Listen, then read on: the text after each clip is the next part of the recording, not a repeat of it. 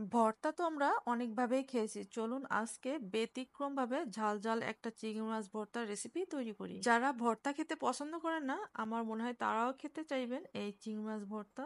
আর এটা খেতে যে কতটা মজার, যখন আপনারা তৈরি করে খাবেন তখন খেলে বুঝতে পারবেন যে আসলে এটা খেতে কতটা মজার। চলুন তাহলে আজকের রেসিপিটি দেখে নেওয়া যাক। তো রেসিপিটি করার জন্য আমি এখানে কতগুলো শুকনা মরিচ ভিজিয়ে নিচ্ছি। যেহেতু এটা ঝাল ঝাল ভর্তা তৈরি করব, সেহেতু এখানে ঝালটা একটু বেশি দেওয়া লাগবে। আপনারা চাইলে এখানে কম বেশি করে নিতে পারেন। চুলায় একটা কড়াই বসিয়ে তাতে দিছি হচ্ছে সরিষার তেল, আর তেলটা গরম হয়ে গেলে তার ভিতরে দিলাম হচ্ছে কতগুলো রসুনের কোয়া, আর সাথে দিছি হচ্ছে বেশ খানিকটা পেঁয়াজ কুচি, আর দিলাম হচ্ছে সেই ভিজানো শুকনো মরিচটা। এখন হচ্ছে এগুলো হালকা ভেজে নিব। এই ধরুন 1 মিনিটের মতো ভেজে নিয়ে এরপরে দিলাম হচ্ছে চিংড়া মাছ, আর এখানে আমি নিচ্ছি হচ্ছে ছোট ছোট চিংড়া মাছ। আপনারা এখানে যে কোনো চিংড়া মাছই দিতে পারবেন, বড় ছোট সব সাইজেরই দিতে পারবেন। এখন এই সবকিছুর ভিতরে দিলাম হচ্ছে লবণ আর হলুদ। এখন এই সবকিছু হচ্ছে হালকা ভেজে নিব, খুব কড়া করে ভাজবো না, হালকা ভেজে নিব। প্রায় 2 মিনিটের মতো ভেজে নেওয়ার পরে এই সবকিছু যখন একটু নরম হয়ে আসবে, ওই পর্যায়ে দিব হচ্ছে অল্প একটু পানি, এই সবকিছু সিদ্ধ করে নেওয়ার জন্য। এখন এগুলো পানির সাথে নেড়ে চেড়ে মিশাই দিয়ে এরপরে হচ্ছে ঢেকে দিব এগুলো সিদ্ধ হওয়ার জন্য। আর এগুলো কিন্তু ফুল আঁচে সিদ্ধ করা যাবে না, একটু লো আঁচে হচ্ছে এগুলো সিদ্ধ করে দিতে হবে। এই সবকিছু যখন সিদ্ধ করে নেওয়ার পরে তেল ফুটে আসবে, ওই পর্যায়ে হচ্ছে এগুলো সব নামিয়ে ফেলতে হবে। দেখুন আপনারা আমি ঠিক কিভাবে সিদ্ধ করে নিচ্ছি, আপনারা ঠিক একইভাবে হচ্ছে সিদ্ধ করে নেবেন। আর আমি এগুলো ব্লেন্ডার করে নিব, আপনারা চাইলে এগুলো শিলপাটায় বেটে নিতে পারেন।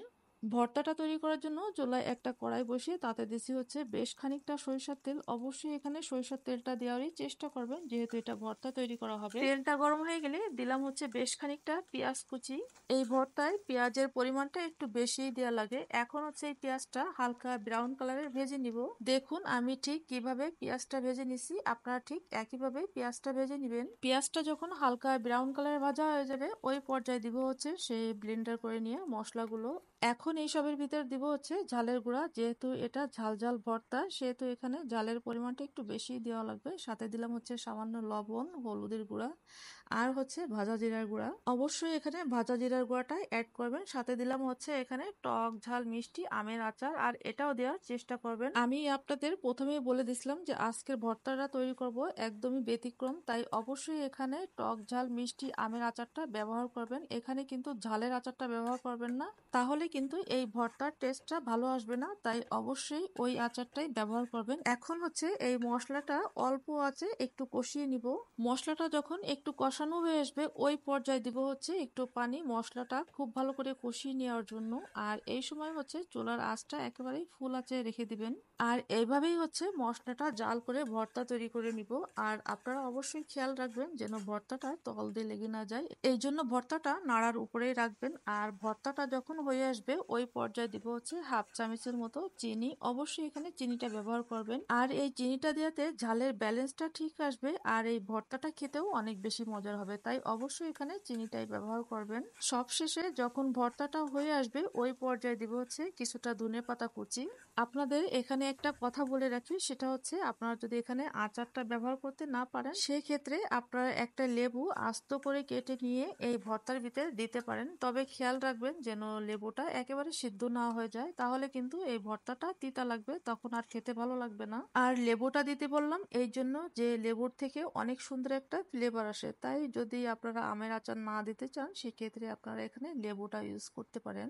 আমি এখানে ভর্তাটা তৈরি করছি সম্পূর্ণ আমার নিজস্বভাবে। আমার মনে হয় না যে এইভাবে কেউ এখনো এই ভর্তাটা তৈরি করছে।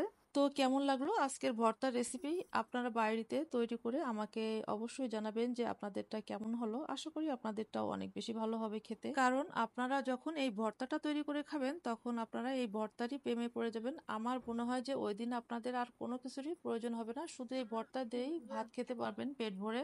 তো এই ছিল আমার আজকের ভর্তার রেসিপি। রেসিপিটি ভালো লাগলে একটা লাইক দিয়ে দিবেন, আর শেয়ার করে অপরকে দেখারও সুযোগটা করে দিবেন। আবারও দেখা হবে। আল্লাহ হাফেজ। এত মজা হয়েছে। আমার আম্মুর ভর্তা সবসময় খেলে একটু বেশি মজা হয়। দোকান ফেল। আগের দিনে সব ভর্তা আমি একা খেয়ে ফেলছি, আজকেও আমি সব একা খেয়ে ফেলবো।